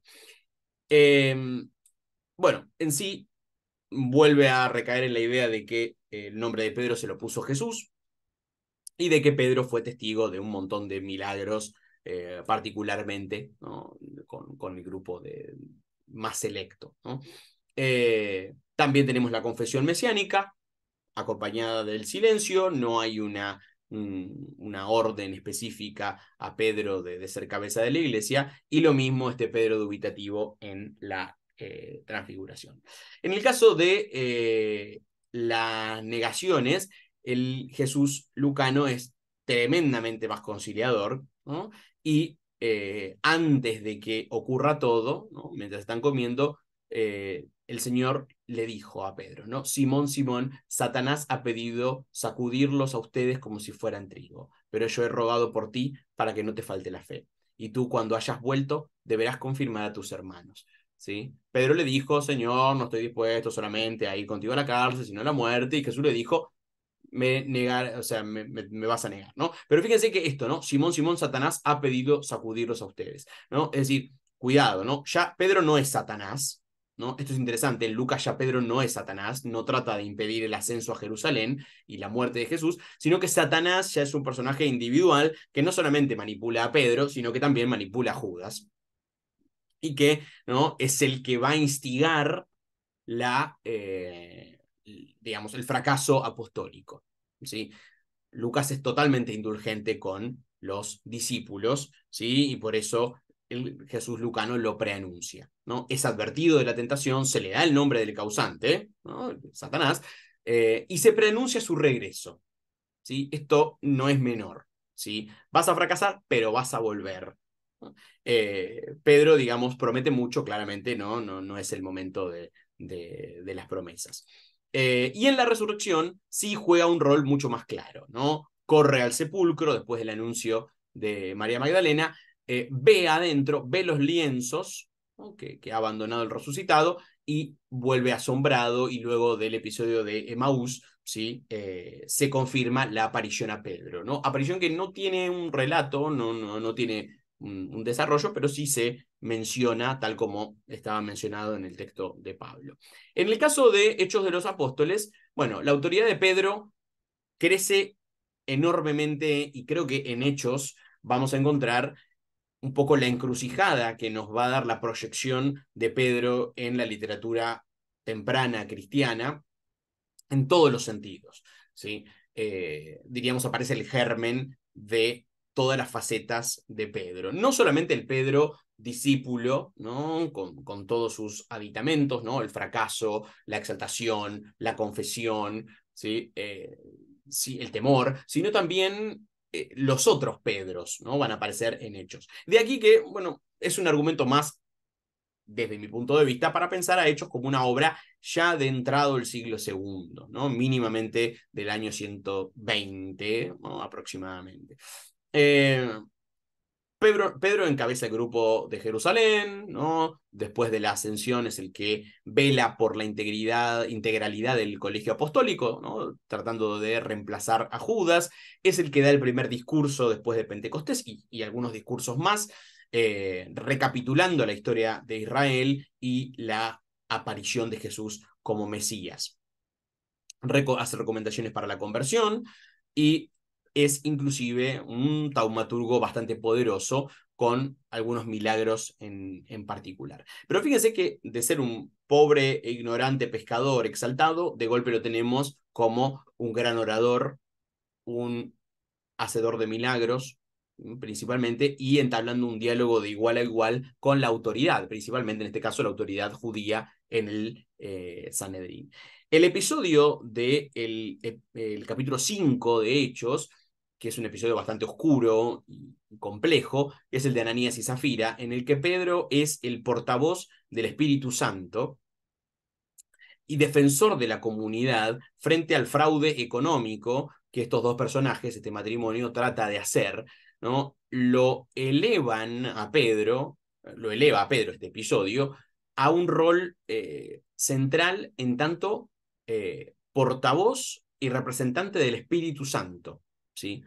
Así como ya el Jesús lucano ha separado, ¿no?, en el momento de la última cena, a Satanás de los apóstoles, ¿no? Satanás va a zarandearlos. Acá Pedro, cuando habla con Ananías, y lo vemos en el versículo 2, ¿no?, perdón, en el 3, Pedro le dijo a Ananías: ¿por qué le permitiste a Satanás que entrara en ti para mentirle al Espíritu Santo y sustraer parte de tu dinero? Ananías se transforma, ¿no?, en el representante de Satanás, y Pedro en el del Espíritu Santo. Al Espíritu Santo no se le puede mentir. Este donativo que estos esposos iban a hacer y que al final no resultó ser tal, porque se han guardado una parte del dinero que iban a donar, mintiendo, ¿no?, sobre el monto total, les acarrea la muerte, ¿no? Un episodio realmente muy violento, poco misericordioso, como dirán algunos de los padres de la iglesia, pero que muestra a las claras cómo la autoridad apostólica es absoluta, ¿sí?, quizás de un modo mucho más figurativo, ¿no? Es absoluta y está respaldada en el Espíritu Santo, ¿no? No se les puede mentir. Pedro sale de todo esto como, bueno, la figura emblemática del grupo, y consagrado en tanto taumaturgo, en tanto orador y en tanto representante del Espíritu Santo.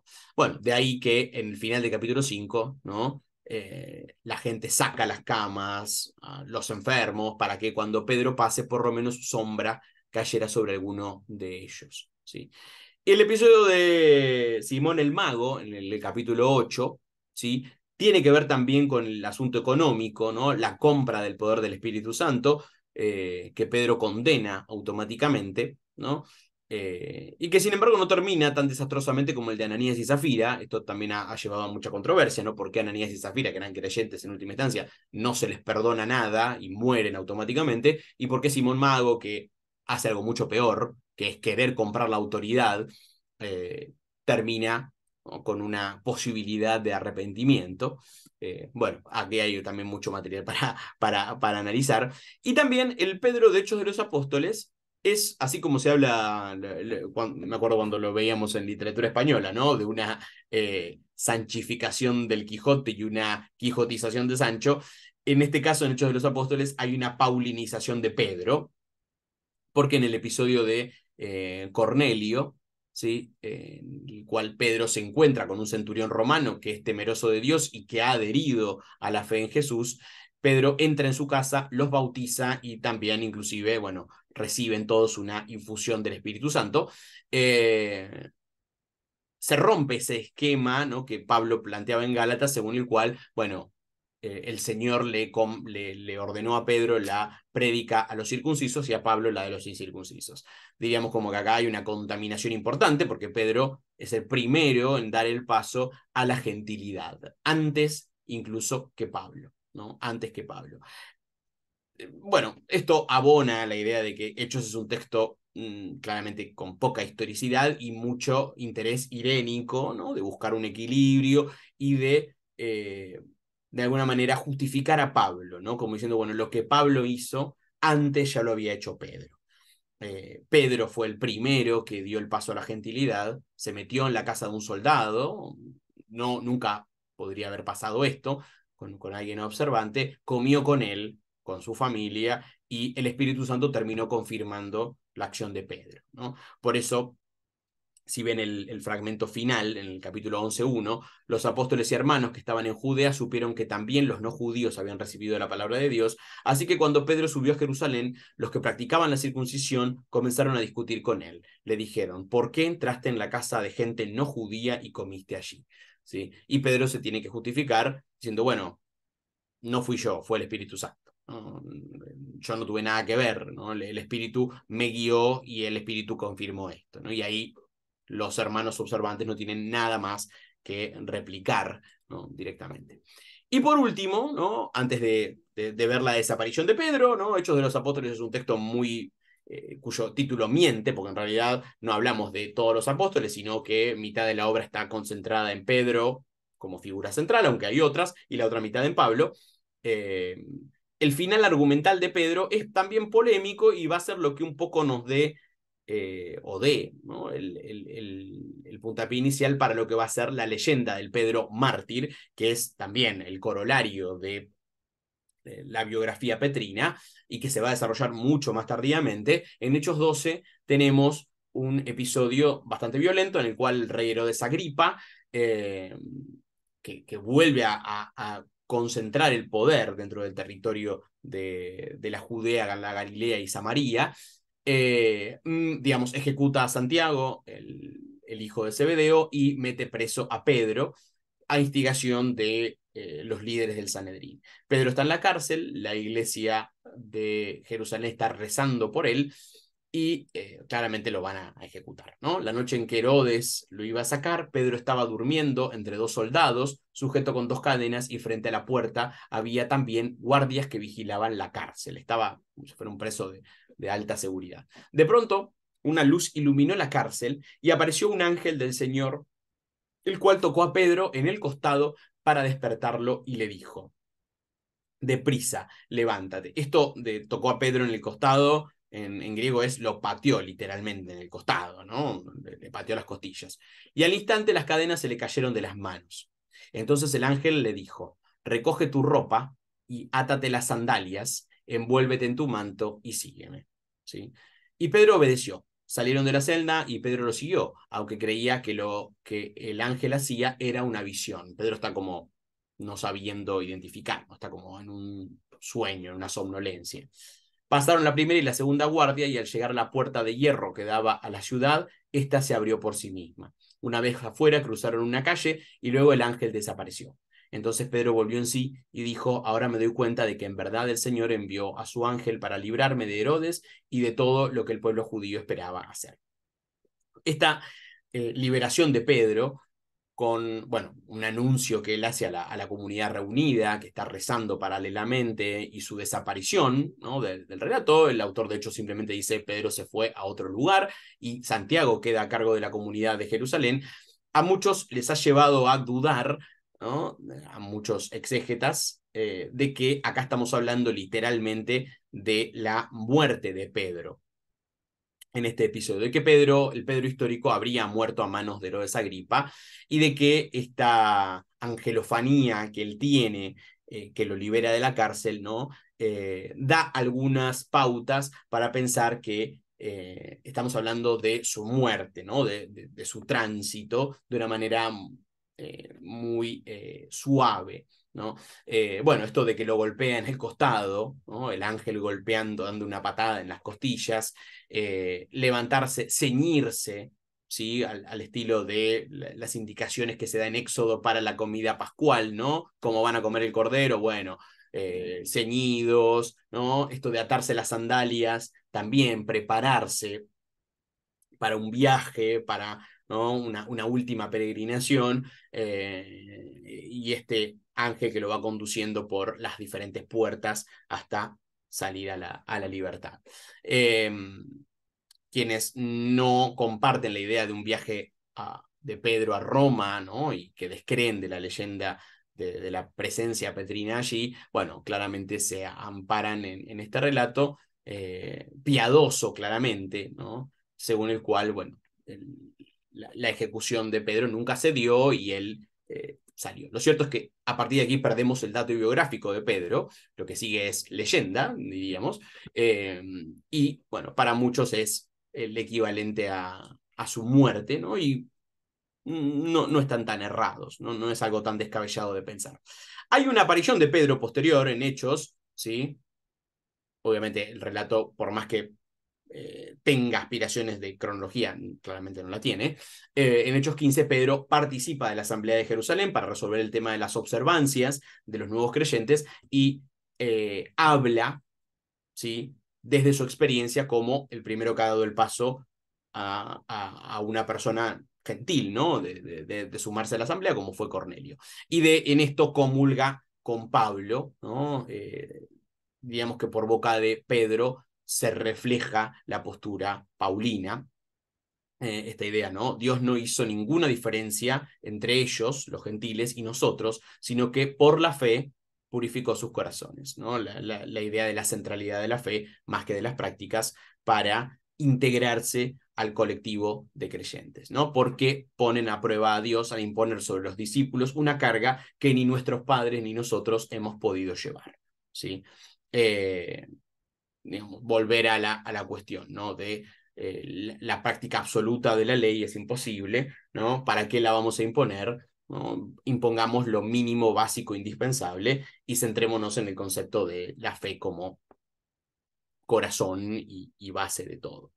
Bien, claramente, a paralelo a la producción de Hechos, vamos a encontrar la emergencia de la literatura petrina. Eso nos va a decir mucho, como vamos a ver el miércoles, y también lo que va a ser el texto de Juan, en el que Pedro va a quedar en un rol bastante subordinado, en tanto testigo, ¿no? Porque va a estar su hermano Andrés por encima y porque el discípulo amado va a jugar un rol mucho mayor en cuanto portavoz de la comunidad y base de sus tradiciones. Pedro va a empezar a representar a una línea, ¿no?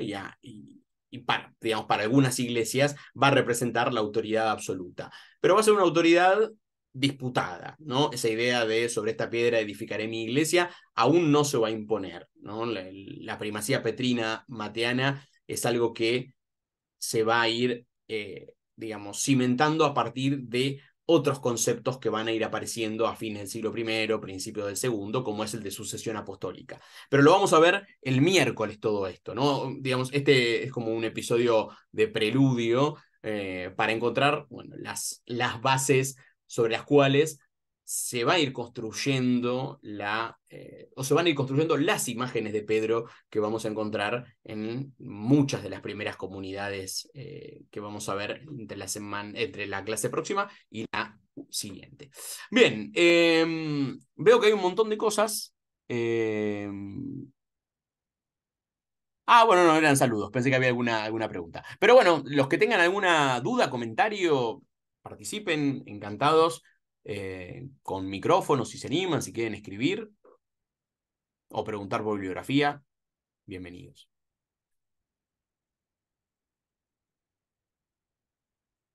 Respecto a la bibliografía, mientras, Pablo la tiene, la ha ido mandando. Si alguien, fueron capítulos en general, pero si alguien está interesado en alguna otra cosa, inclusive este libro que salió de Judith Perkins de 2021, de Pedro, discípulo, apóstol, mártir, también se los puedo facilitar. Está el estudio monumental también es un poquito viejo, pero que sigue teniendo vigencia, que es el de Oscar Cullmann de la década del 50.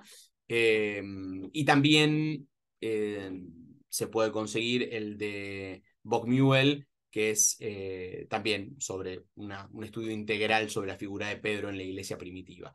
Hay algunos ya más enfocados en el Pedro de la tardoantigüedad, que van, por ejemplo, del siglo IV, V en adelante, ¿no? La constitución la legitimación del obispo de Roma a partir de la figura de Pedro, ya entrando en el ámbito medieval posteriormente. Pero sí, hay muchos estudios, ya les digo, seleccioné algunos están en castellano, como los del grupo de Rafael Aguirre en español, pero bueno, pidan que encantados los podemos facilitar.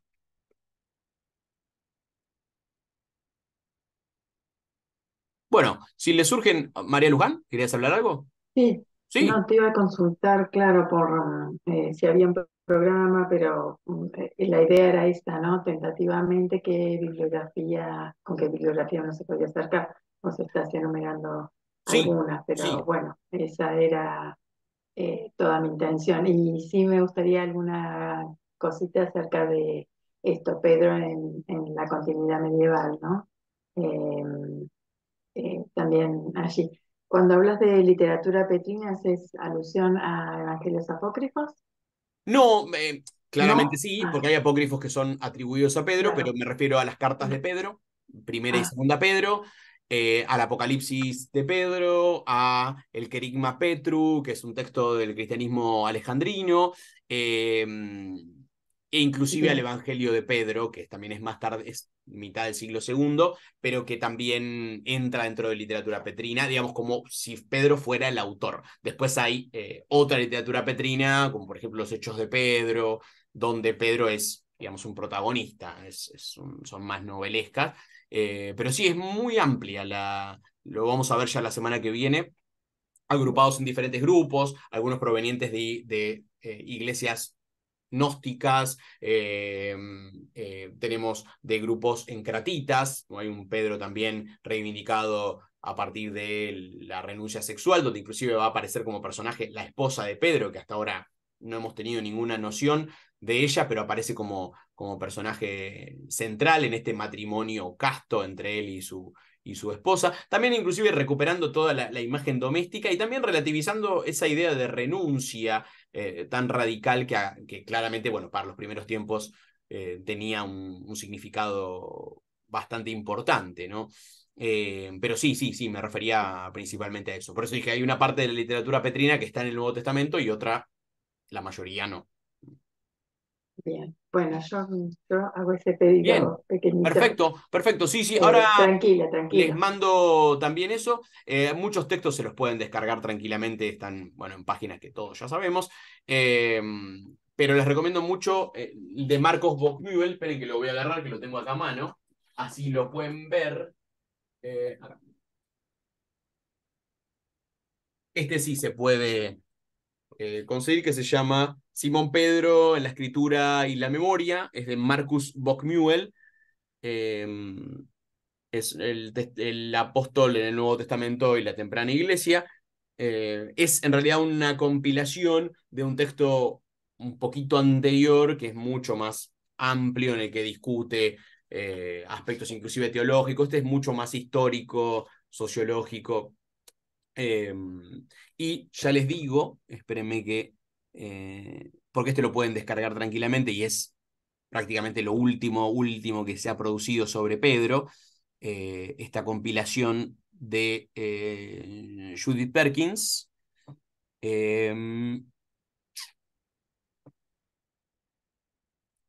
Yo con los nombres soy un desastre.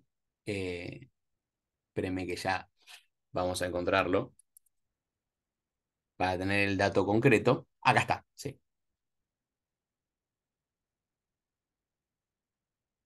No, no está. No, tengo otro acá. Bueno, ya se los mando o por Pablo o el miércoles ya se los confirmo bien para que lo tengamos a mano. Así que bueno, si hay dudas, consultas o lo que sea, Yo, aprovechen a escribirlas también o el miércoles mismo les em, vamos. Sí, Violeta. no quiero sonar perezosa, pero en vez de bibliografía te quería pedir si me podías pasar las pelis, que está, o sea, yo Las estuve pelis. justo, sí, yo estuve justo buscando hace 15 días que podía encontrar de así de videos o pelis y encontré hasta cosas en Netflix, pero justo eso que pasaste me resultó novedoso, así que Bueno, si después te puedo molestar con eso. sí, sí, Y ahí mira, sí, de hecho hay una película de Pedro con Omar Sharif que es malísima, así que no la vean, por favor, porque es como lo anti de todo lo que acabamos de decir. Acá la pongo.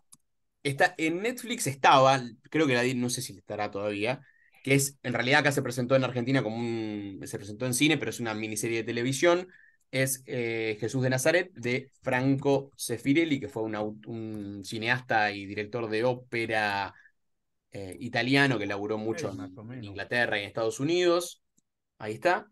A mí es la que más me gusta, me parece muy inteligente y aparte él leyó muchísimo a Guiñebert, se empapó mucho de escritura académica a la hora de trabajar con el Jesús histórico y para mí sigue siendo la mejor y aparte es integral, es la biografía de Jesús entera.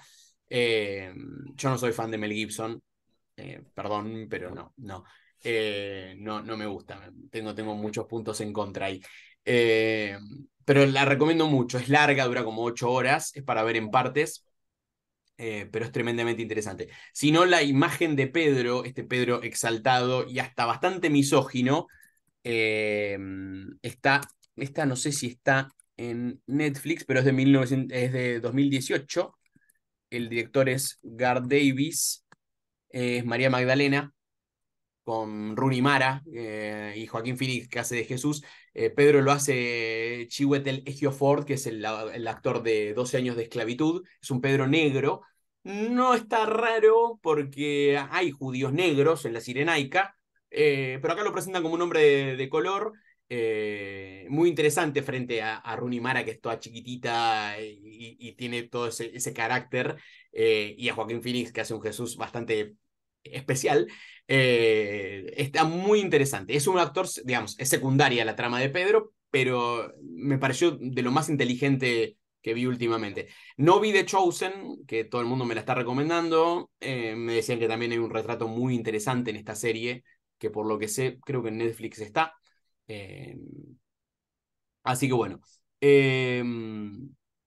no, bueno, y otra Sí, cosita, que leí Quo Vadis, el artículo que mandaron por mail, el tuyo, sí, y un poco capaz vinculado también con lo que charlábamos la otra vez de Peter Brown, al final me gusta mucho esa conclusión de cómo estos cambios en la idea de la huida y cómo era percibido, si tenía o sí, no que irse o quedarse a sufrir martirio, también es como una bueno, eso, como habla refleja la transformación del rol del obispo en la sociedad. Eso me pareció muy interesante para pensarlo en esa clave de Peter Brown, porque él tampoco explica por qué está como eh, cambio de atención entre la muerte y la sexualidad que hablábamos la otra vez, y como me Claro, pareció exacto. muy, como que terminó de cerrar.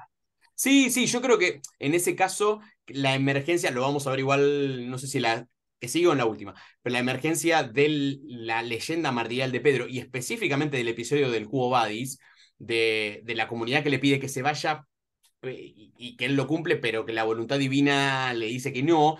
Yo creo que tiene mucho, mucho contexto histórico en este cambio en la perspectiva de los obispos. Y no por nada, Cipriano de Cartago, Dionisio de Alejandría, sufren procesos similares, ¿no? De hecho lo cumplen, ¿no? Ellos, no como Pedro que vuelve, se van y preservan esa dignidad episcopal como líder y como representante de la comunidad. Sí. Sí, sí, sí, sí, Violeta, absolutamente, absolutamente. Perdón que tengo acá, que no la quiero dejar pasar, que se me tape, de Alejandra. Dice, no, pobre, está enferma, no tiene el micrófono. Tengo una pregunta. ¿Esta idea ambivalente de Pedro como Satanás protector viene de este repaso por los pasajes evangélicos o algo que progresivamente se va logrando en cuanto se va formando la constitución de la iglesia como institución? Bueno, acá en realidad depende de, yo creo, no soy especialista justamente en estos pasajes, pero creo que tiene que ver con la orientación que cada uno de estos evangelistas o cómo insertan las tradiciones de la relación de Jesús con sus discípulos y qué es lo que le están contando al público que los está leyendo, ¿no? Claramente estos textos tienen un público al que va dirigido y por el cual han elegido estos episodios, ¿no? Creo que nunca hay que olvidarse que la memoria de las primeras comunidades cristianas es absolutamente selectiva, y ellos mismos lo dicen, ¿no? El final del episodio del capítulo 20 de San Juan lo dice. Jesús hizo muchas otras cosas que no están contenidas en este libro, elegimos estas, ¿no? Y creo que Lucas, todos los evangelistas son conscientes de que hay más tradiciones y hay otras que las han dejado afuera. Y claramente tienen que ver, las que eligieron responden y se ajustan y dan respuesta o al menos exteriorizan una inquietud del momento. Claramente el ser discípulo siempre es una inquietud, no es algo que es un tema que nunca está resuelto, ¿no? ¿Cómo somos buenos discípulos? ¿Cómo asumimos el discipulado? ¿No? Nos puede ir mal. Si a Pedro le fue mal, bueno, claramente a todos nos va a ir mal en algún momento. La vinculación con Satanás, vamos a ver la próxima, ¿no? En San Juan no hay exorcismos, por ejemplo. Satanás es una figura independiente que ya directamente va en los demás personajes, principalmente en Judas, ¿no? Ya no en Pedro, sino en Judas. Y que el asociarlo a Pedro, bueno, tiene un gran sentido para Mateo y para Marcos y para Mateo, principalmente como el punto culmine de la incomprensión, ¿no? Creo que tiene mucho que ver con la institucionalización de la iglesia, ¿no? Y de decir, bueno, todos los líderes son falibles. Todos los líderes son falibles, incluso el mismo Pedro.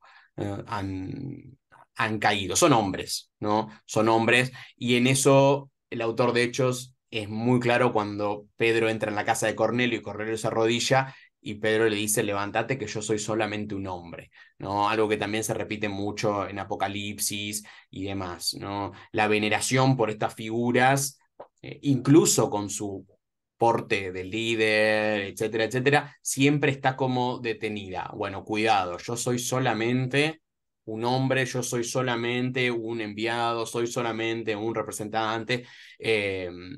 Bueno, un poco también este discurso de modestia que recién vinculado a lo que decía Violeta, ¿no? Que también va a rodear posteriormente la dignidad episcopal, ¿no? Lo primero que hace el obispo cuando lo eligen es, no, yo no soy digno, no, elijan a otro, no, es como parte de este protocolo y también de esta presentación dentro de los parámetros de la humildad, ¿no? digamos que deberían ser los que primen, ¿no? En este tipo de liderazgo. Pero muy interesante, muy interesante. Igual queda en suspenso porque lo vamos a desarrollar. Pablo, perdóname, ibas a decir algo. No, nada. Nada en absoluto. Ah, bueno, bueno, Que bueno, me cerramos entonces, interesa si les los que parece. hayan tenido algún problema con descargar la bibliografía inicial o la que vayas a dar de apoyo, Sí, escriban al correo de la biblioteca y con gusto les respondo. por supuesto. Sí, sí, sí.